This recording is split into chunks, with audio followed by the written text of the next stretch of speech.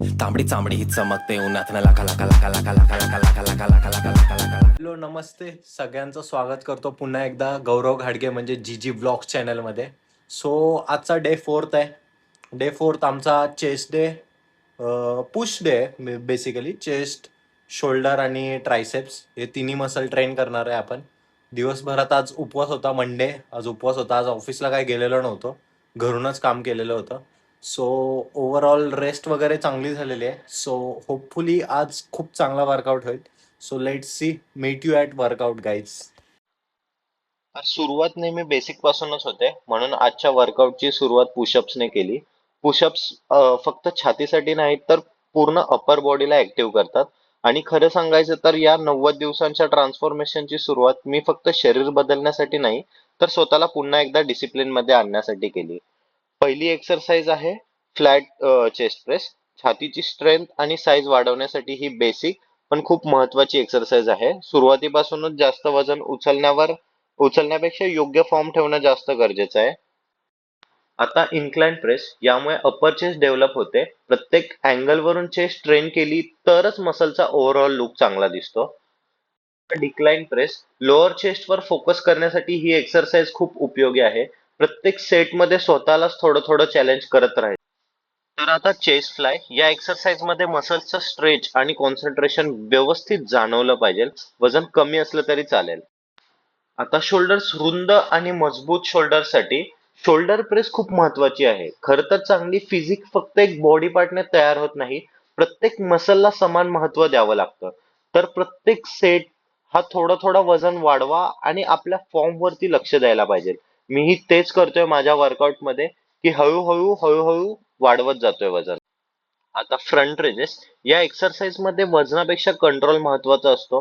हळूहळू वर, हळूहळू खाली, छोट्या छोट्या गोष्टींचा मोठा फरक पडतो. ही एक्सरसाइज करताना खरंच वाट लागते पूर्ण. देन साइड रेजेस, ही एक्सरसाइज करताना तर बाबा बाबा, आमचे सर तर खूप जास्त ह्याचे रेपिटेशन्स करून घेतात.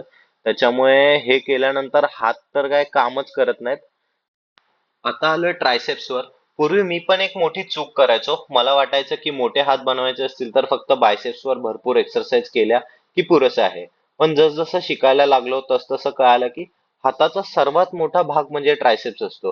त्यामुळे जर हा हातांचा खरा साईज वाढवायचा असेल तर ट्रायसेप्स तितक्याच मेहनतीने करणं गरजेचं आहे. म्हणूनच मी ट्रायसेप्सच्या 3 व्हेरिएशन करत आहे. प्रत्येक सेटमध्ये माझा प्रयत्न एकच आहे, कालपेक्षा आज थोडा चांगला परफॉर्म करायचा. हा 90 दिवसांचा प्रवास फक्त शरीर बनवण्याच्या नाही, तर रोज स्वतःमध्ये थोडीशी सुधारणा करण्याचा आहे. आणि मला खात्री आहे ही छोटी छोटी प्रगती पुढे मोठा बदल घडवेल. सो ट्रायसेप्सचे आपण 3 व्हेरिएशन्स केले. प्रत्येक वेळेस आपण आपला बेस्ट दिलाय, चांगला स्ट्रेच वगैरे करून घेतलंय ट्रायसेप्स मसल. आणि ह्यामध्ये आपल्या गुरूंचा म्हणजे मारी शानभू सरांचा खूप मोठा हात आहे. ते प्रत्येक एक्सरसाइज प्रॉपरली करून घेतात. प्रत्येक फॉर्म हा व्यवस्थित आहे का, त्यांचं प्रत्येक गोष्टीकडे लक्ष असतं. तर ह्या प्रवासामध्ये ना मला तुमची मेन साथ हवी आहे. मी एक्सरसाइज तर करतोच आहे, पण तुम्ही लाईक, कमेंट, शेअर आणि सबस्क्राईब करायला मात्र विसरू नका. तर ही आहे सध्याची बॉडीची कंडिशन. खूप जास्त दिवस तर झालेले नाहीयेत, आत्ताच सध्याच सुरुवात आहे. पण या जर्नीमध्ये हळूहळू प्रोग्रेस होत जाईल, तर तुमची साथ नक्की. सरांनी ना वर्कआउट एक नंबर घेतलेला, खूप छान वर्कआउट झालाय. मजा आली वर्कआउट करताना. म्हणजे थ्रीशोल्ड लिमिट हिट झाली आज, की पूर्ण आता बॉडी अन्सर करते. सो तुम्ही व्हिडिओ बघालच आणि होप सगळ्यांनी लाईक केलेला आहे या व्हिडिओला. कमेंट पण करा, शेअर करा आणि सबस्क्राईब तर करायला विसरूच नका. सो थँक्यू गाईज आणि भेटूया पुढच्या व्हिडिओमध्ये. नेक्स्ट आपला 5th डे कसा असेल, काय असेल हे बघूया आपण. बाय.